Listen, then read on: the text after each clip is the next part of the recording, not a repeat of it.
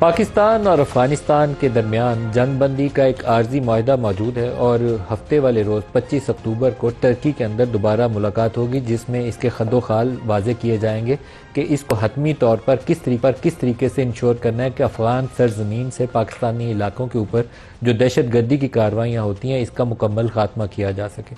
जो माजी है दोनों ममालिक के माबैन अगर उसको सामने रखें तो जो रिसेंट पास की डेवलपमेंट्स हैं उसके मुताबिक तो टीटीपी का स्पिल ओवर जो पाकिस्तानी इलाकों में अफगान हुकूमत उसको अच्छे तरीके से ना माजी में रोक पाई है और ना ही उसकी कोई ऐसी यकीन दहानी हमारे पास मौजूद है कि मुस्तकबिल में उसको रोकेगी। तो ये ख़तरा हमेशा मौजूद रहेगा कि वो ग्रुप्स जो बॉर्डर के दोनों तरफ ऑपरेट करते हैं वो अफगान हुकूमत की मर्ज़ी से या उसकी मर्ज़ी के बगैर इन इलाकों के अंदर दहशत गर्दी की कार्रवाइयाँ करते रहेंगे। पाकिस्तान को क्या करना चाहिए, ये बहुत बड़ा सवाल है और अहम सवाल है।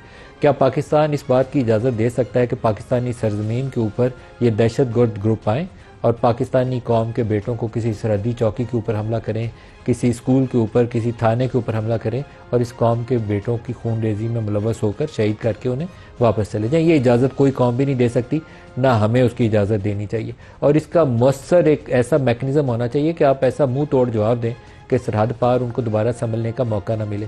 लेकिन शायद यही सिचुएशन मोस्ट आइडियल सिनारियो भी पेश करती है हमारे उस रवायती दुश्मन का, जो इस वक्त पूरी कुव्वत के साथ तमाम वसाइल इस्तेमाल करते हुए चाहेगा कि उसको जो शिकस्त हुई थी मई के महीने में उसका बदला वो बराह रास्त नहीं ले सकता। तो अफ़गानिस्तान के रास्ते इन ग्रुप्स की मदद करके तो पाकिस्तान को ऐसा इंगेज करे वेस्टर्न बॉर्डर्स के ऊपर कि उसकी अगर दोबारा इंडिया के साथ इंगेजमेंट हो तो उसको टू फ्रंट वॉर का एक सिचुएशन पे फेस करनी पड़े पाकिस्तान को।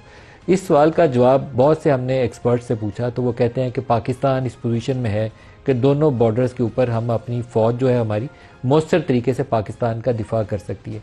लेकिन दुनिया में किसी भी मुल्क को जब भी टू फ्रंट वॉर की सिचुएशन फेस करनी पड़े तो उसको मुश्किलात का सामना करना पड़ता है।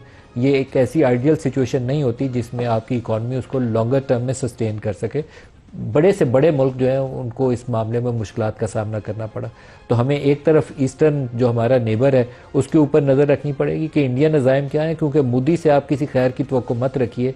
वो एक एक्सट्रीमिस्ट हिंदू माइंडसेट की नुमाइंदगी करता है। तो जितना स्टेट स्पॉन्सर्ड टेररिज्म वो इंडिया पाकिस्तान में बराह रास्त कर सकता है वो करेगा। जो गार्डियन की रिपोर्ट ने बताया कि पाकिस्तानी सरजमीन के ऊपर इंडियन स्टेट जो है वो असैसिनेशन में मुलव्वस है, वैसे ही जैसे उन्होंने कैनेडियन सॉइल पे की थी। वो ये बराह रास्त है उनकी कार्रवाइयाँ। इसके अलावा अब अफ़गान सॉइल को इस्तेमाल करते हुए वो कोशिश करते हैं कि टीटीपी और दूसरे ग्रुप्स जो पाकिस्तान में आकर दहशतगर्दी की कार्रवाइयाँ कर सकते हैं उनको भी वो माली मदद भी देते हैं, असला भी देते हैं, लॉजिस्टिकल सपोर्ट भी देते हैं, ताकि पाकिस्तान में कभी जाफ़र एक्सप्रेस जैसा वाक़या हो, कभी कुरम जैसा वाक़या हो, कभी कुछ और हो। तो आज के प्रोग्राम में हम इस इशू को कोशिश करेंगे कम्प्रीहेंसिवली कवर करें। पाकिस्तान और सऊदी अरब के दरमियान में एक डिफेंस पैक्ट भी मौजूद है और पाकिस्तानी वज़ीर आज़म आइंदा चंद रोज़ के अंदर दोबारा एक इन्वेस्टमेंट कॉन्फ्रेंस के सिलसिले में सऊदी अरब जाने भी वाले हैं। तो पाकिस्तान, सऊदी अरब और अभी कतर और टर्की ने भी इस मामले में एक रोल अदा किया। क्या जॉइंटली मुस्लिम ममालिक मिल के इस मामले में कोई हल ढूंढेंगे?